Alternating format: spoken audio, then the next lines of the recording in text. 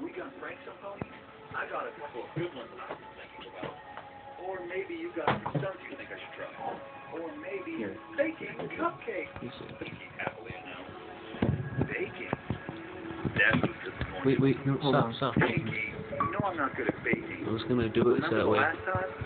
Oh, that's not You a don't have to problem hold at all. it for 25 I only need your help minutes. making them. I'll be doing most of the work. Pinky explained. Dad thought about it for a second and replied, well, alright, I guess that's okay. What exactly do you need me to do? That's the spirit. Here you go. Pinky handed Dash a cupcake. Dash was puzzled. I thought I was helping you bake. You will be. I made this one just for you before you got here. So, is this like taste testing or something? Sorta, Pinky said. Dash shrugged and popped the pastry in her mouth. She chewed a bit and swallowed it. Not bad. Okay, now what? Dash asked. Now, Pinky informed, you take a nap. Upon hearing that, Dash felt lightheaded. Her world spun and seconds later, she dropped to the floor. When Dash regained consciousness, she found herself in a dark room. She tried to shake her head, but found that the taut leather strap kept it firmly in place. She struggled to move, but the braces around her chest and limbs glued her to the upright planks. Her legs were spread wide apart. The only part of her not tied down were her wings, as the frame was backless. As she writhed, Pinky jumped into her line of sight. Goody! You're awake. Now we can get started, she gleefully stated. She was pushing a cart covered with a cloth. Pinky, what's going on?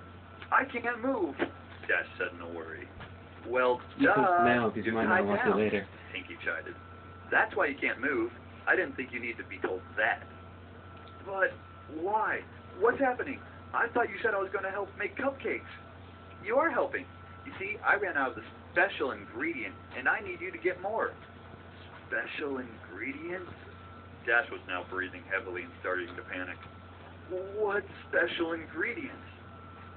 Pinky giggled and responded, you silly.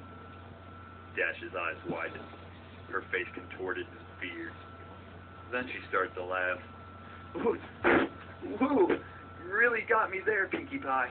I mean, tricking me into thinking I'm gonna get made into a cupcake. I gotta tell you, this is the best prank yet. You win. You're the best. Pinky giggled even more. Aw, thanks, Dash. But I haven't done any pranks today, so I can't accept your praise. Dash was struggling again. Pinky, come on. This isn't funny. Then why were you laughing? Pinky grabbed the cloth and whipped it off the cart. The top of the tray contained various sharp medical tools and knives carefully organized and ready. There was a medicine bag and several other objects next to them. Dash was now in full panic mode. She was starting to hyperventilate. Her mind was racing, and she tried to reason with the pink pony. You can't do this, Pinky. I'm your friend. I know you are, and that's why I'm so happy that it's you that I've got here. We get to share your last moments together. Just you and me. She was skipping again. But the other ponies will wonder where I am. When the clouds pile up, they'll come looking for me, and then you'll get found out. Dash was desperate. Oh, Dash, Pinky said. Don't worry, there are plenty of Pegasus to take care of a few clouds. And besides, no one will find out. I mean, how long do you think I've been doing this? And with that, the light suddenly came to life and showcased the rest of the room. Oh, God, no. Dash reeled in horror at the image presented to her. The room was decorated with a typical but twisted Pinkie Pie flair. Colorful streamers of dried entrails danced around the ceiling. Brightly painted skulls of all sizes were stuck on the walls, and organs done up in pastels filled with helium tied to the back of chairs. The tables and chairs were made of bones and flesh of past ponies. Dash cringed at the centerpiece on the table nearest to her. The heads of 4 fowls, their eyes closed like they were sleeping, wearing party hats made from their own skin. She recognized one of them as Apple Bloom's classmate. Her eyes darted back and forth, and then gazed up at the patchwork banner hanging from the rafters. Made from several pony hides, the words, "Life is a party," were scrawled in red. Dash's attention was stolen by a party horn unfurling and tickling her nose. She saw Pinkie Pie standing in front of her. The party pony was wearing a dress quilted from cutie marks. On her back fluttered 6 Pegasus wings, all different colors. As she skipped in excitement, her necklace of unicorn horns loudly clacked together. "Like it?" she asked. "I made it myself." Dash pleaded. "Pinkie, please, I'm sorry if I did anything to you. I didn't mean it. Please let me go. I promise I won't tell any pony." "Oh, Dash, you didn't do anything. It's just that your number came up and, well, I don't make the rules. We can't turn back now." Rainbow Dash was tearing up. How could this be happening? "Aw, don't be sad, Dash," Pinkie said.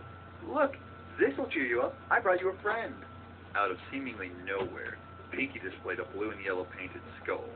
It was about pony-sized, but it had a very defining feature: a beak. Dash was freaking out. Is that...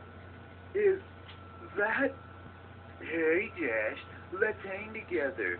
These ponies are lame-o. Dweebs, dweebs, dweebs, Pinkie mimicked. I caught her right before she left town. Remember when I left the party for about 20 minutes? That wasn't enough time to play with her, of course. I had to wait till after the party to do that. But boy, am I glad I did. It was worth the flavor alone. Griffins taste like 2 animals at once. It's amazing. I know she didn't have a number like everyone else in Ponyville, but when was I going to get another chance to try a griffin? In hindsight, I probably should have asked where she came from so I can get more. But I forgot. I'll tell you what, though, she was quite the fighter. Lasted a long time, which was fun for me. I got a chance to play with somebody other than a pony and try new things. It's too bad she had such a potty mouth. She said so much bad stuff. I had to take her tongue out. You know, bad language makes for bad feelings, Dash. Dash didn't have anything to say. She just sobbed and writhed. "Well," Pinkie said, putting the skull down, "that's enough reminiscing. It's time to begin." She picked up a scalpel and walked over to Dash's right flank. Without any flair, she placed the blade an inch above her cutie mark and started a circular cut around it. Her lungs working overtime, Dash shouted in pain and tried desperately to pull away, but the braces held her still. Finishing the incision, Pinkie grabbed the curved skinning knife from the tray. She worked it under the skin and sliced the hide away from the muscle. Dash ground her teeth as she tearfully watched as her flesh came on. Pinkie then moved to the other side and completed the other flank. Once she was done, Pinkie held up both cutie marks in front of her friend and started waving them around like pom-poms. Dash just whimpered. Her thighs burned.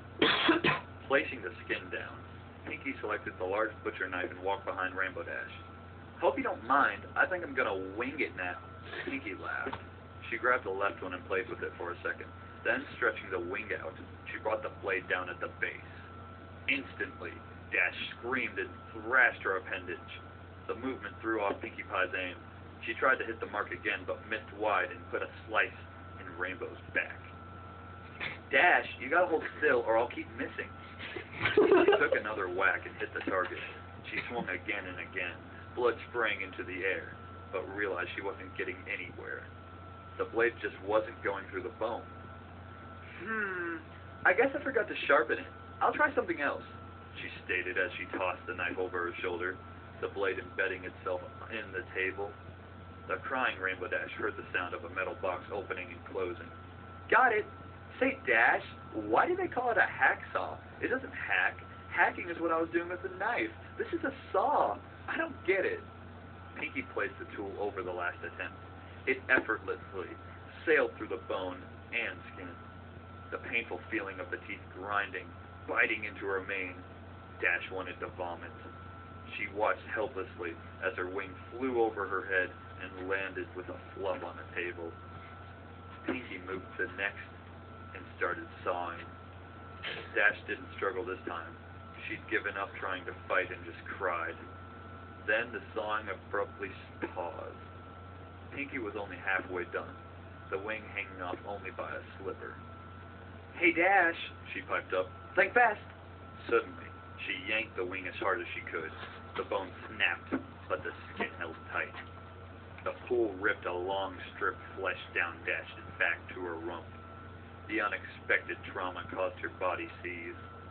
She felt the warm release between her legs as her pelvis tensed up. Dash's loud, unending melody of pain filled the room. Unable to catch her breath, she blacked out. She awoke with a gasp. The stench of her urine filled her mucus-caked nostrils. She saw a very pouty Pinkie Pie removing the adrenaline needle from her chest. Stomping her hooves, the frustrated Pinkie lashed out. Didn't anyone teach you any manners? It's very rude to fall asleep when some pony invites you over to spend time with them. How would you like it if I came over to your house and went to sleep? Oh, I'm sorry, Dash, you're boring. I think I'll take a nap. You think I always like doing this by myself? I told you how excited I got when I found out you were next. I was excited to have you, a friend, be here with me while I worked, but no, you've got to be inconsiderate. You know, I thought you were tough. I thought you could handle anything. I've had fouls stand up and better than you. Do I have to baby you? Huh? Is that how you want me to remember you, as a baby? She stopped to catch her breath. Dash blinked and softly cried. Her back was on fire. Pinkie then popped something red into her mouth and began to chew.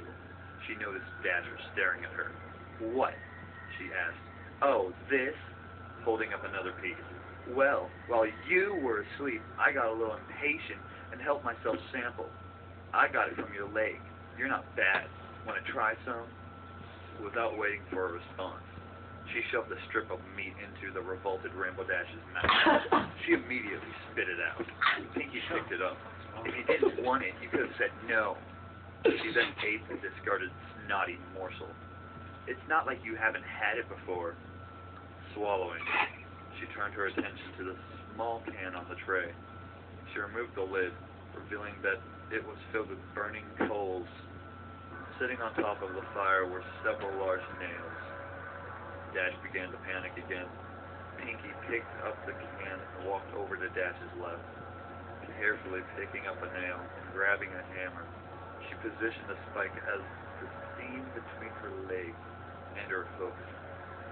No! Pinkie! Pinkie, no! Dash screamed. No, no!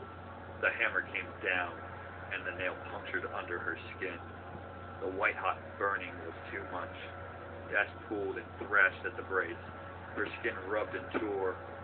Pinkie tried to line up another one, but couldn't find her aim. She let out a frustrated grunt. When she pulled the hammer back to take a wild string, Dash burst out crying and begging. Please stop! Please, please stop! Pinkie rolled her eyes. Putting the hammer back down, she walked back in front of her friend.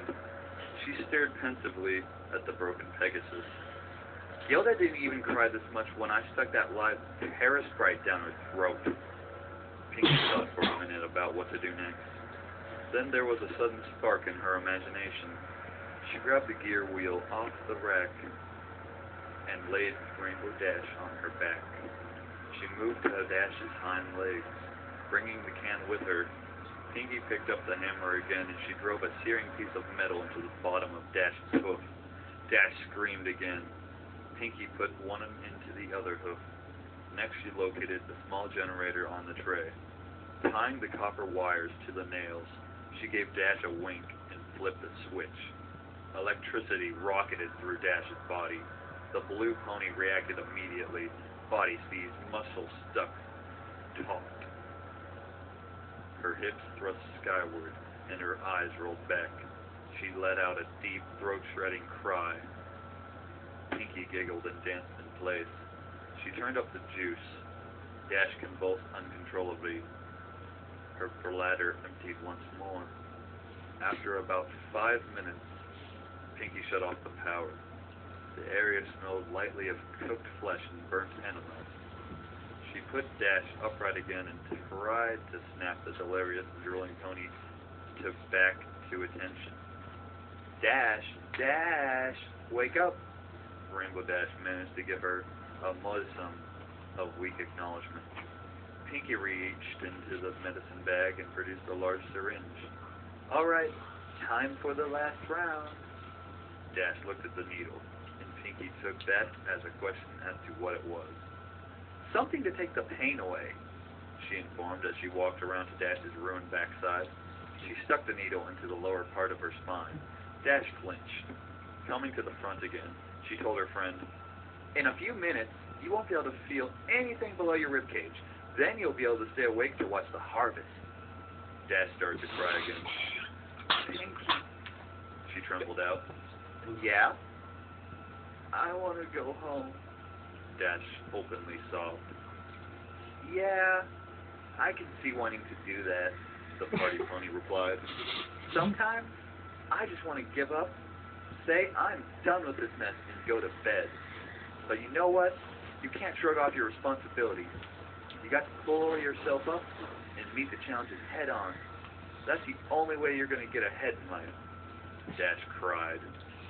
Minutes passed and the drug took effect. Dash was numb from her chest to her flanks. Aware of this, Pinky approached with her scalpel, with only a smiling glance to Dash. I know She made a long cut across her pelvis just above her crotch. Moving up her body, she drew a similar incision under her ribs. One final cut was made down her stomach, connecting the first two.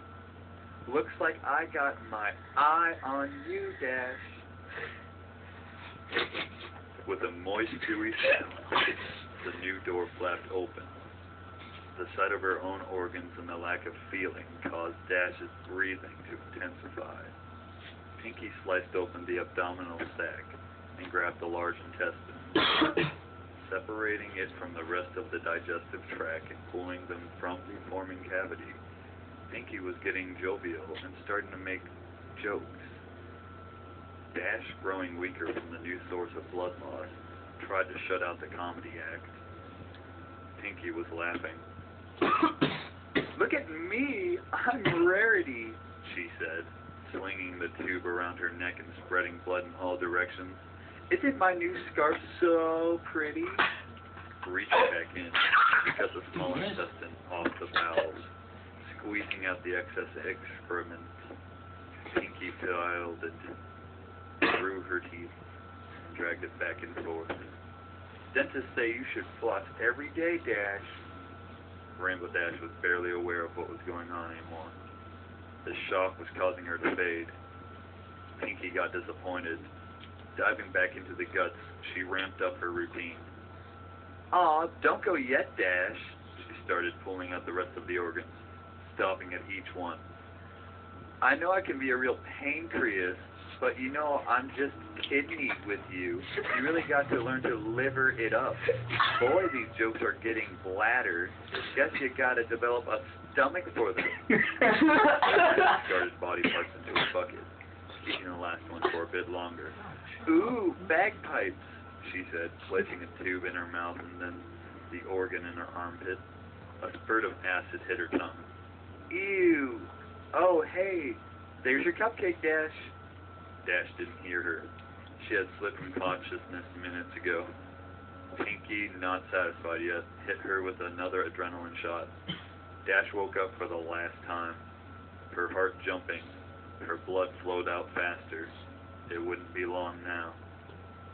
Pinky put Dash on her down, on her back, and straddled her chest, scalpel at the ready. "You know, Rainbow Dash, I'm disappointed. I thought you would have lasted longer. I really wanted to spend more time with you before we got here. But I guess it's my fault. I should have taken it a little slower. Oh well. It was really nice knowing you, Dash." The blade sunk into the blue one's throat and worked its way up her chin. Coming back down, it circled around her neck. The last thing Dash felt was her skin being cut away from her skull, the metal scraping her teeth. Then she was gone. Pinkie Pie stared into the mirror. She did a really good job, even keeping the eyelids. She winked, Dash winked back. Pinkie smiled. But still, she was sad that her friend was now gone. It only lasted 50 minutes, not nearly as long as she wanted.